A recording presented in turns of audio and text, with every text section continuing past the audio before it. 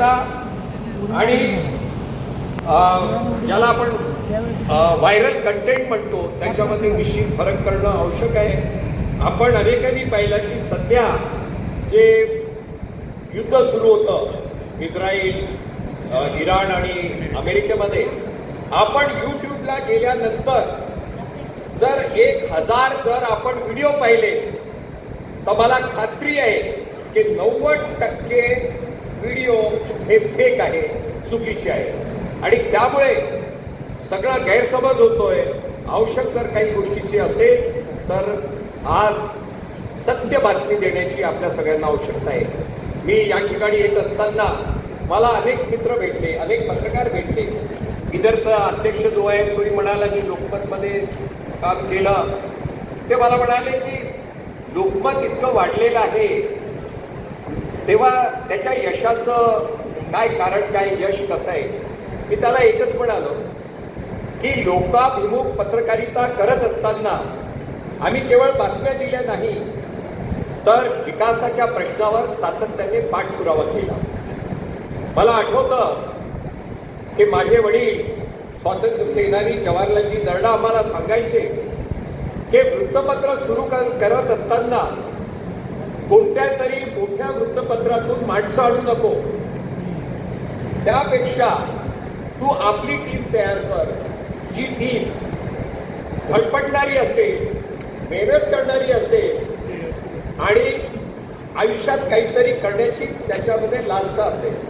आणि म्हणूनच SMB ज्याचा उल्लेख केला 1982 मध्ये औरंगाबादमध्ये त्यावेळेला बाबा दळवी, पत्रपंडित बाबा दळवींच्या मार्गदर्शनाखाली आम्ही पत्रकार तयार करण्याची काम सुरू केलं. आणि त्याच एका बॅचमध्ये SM देशमुख होते. आणि मला या गोष्टीचा आनंद आहे की आज लोकमतमध्ये 18 युनिटमध्ये जे संपादक आहेत त्यापैकी 13 किंवा 12 संपादक हे याच टीमचे आहेत. भुवन हा आपण लगात चित्रपट 2001 साली पाहिला. पण मला या गोष्टीचा आनंद आहे की 1982 पासूनच आम्ही अनेक भुवन निर्माण करण्याचं काम त्या काळात आम्ही करू शकलो. कोणत्याही वृत्तपत्रासाठी आणि पत्रकारांसाठी भाषा, गुणवत्ता, आशय, सामाजिक बांधिलकी, तंत्रज्ञान आणि व्यावसायिक कौशल्य याच्याबरोबर आवश्यक असतं कमिटेड टीम. ती आपली चमू किती चांगली आहे. म्हणून मलाही आठवतं की त्यावेळेला 1982 मध्ये आमच्याकडे भांडवल नव्हतं पण जिद्द होती.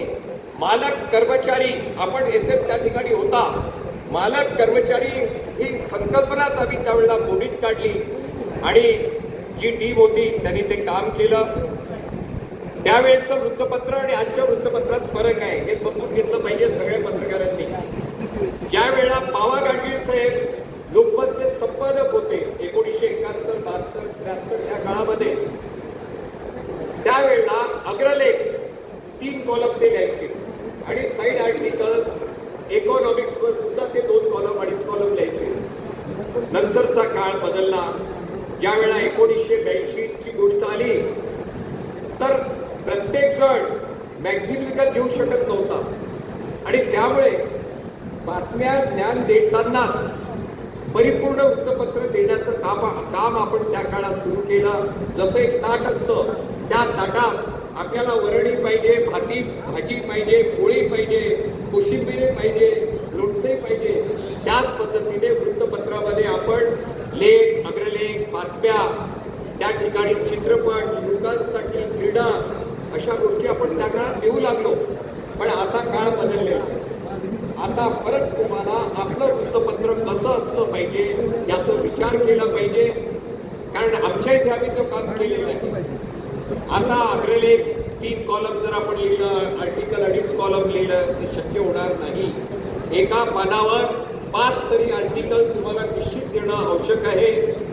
एक गोष्ट निश्चित, कारण मला एक गोष्ट आठवतंय, या ठिकाणी सगळे पत्रकार बसलेले आहेत आणि ग्रामीण भागातून जे पत्रकार येतात बाबासाहेब, त्यांना त्यांचं अक्षर अनेकदा चांगलं नसतं, शुद्ध लेखन चांगलं नसतं, मात्र त्यांना विषय शहरी भागापेक्षा लवकर आणि जास्त कळतं. आणि होतं काय की वृत्तपत्रात जे संपादक उपसंपादक बसलेले असतात ते चांगल्या बातम्या